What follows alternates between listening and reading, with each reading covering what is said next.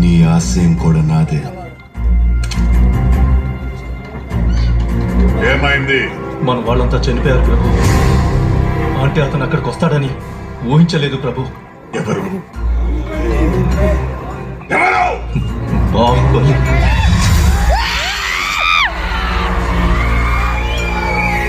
ఆ దేవసేన ఎవరో నాకు తెలియదు. నీకు కావాల్సింది ఆవిడని విడిపించడం అయితే నేను తీసుకొస్తాను. దయ్యం పట్టి మాట్లాడుతున్నావా? లేదు ప్రభు, బాహుబలి.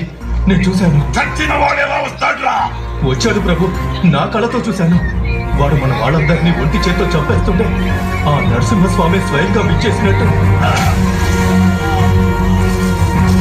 వాడు చచ్చాడ్రా, మేం చంపేశా.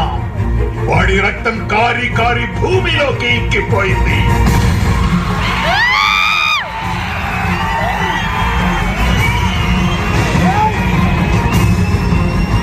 వాడి శరీరం మంటల్లో కాలి కాలి బూడిదైపోయింది.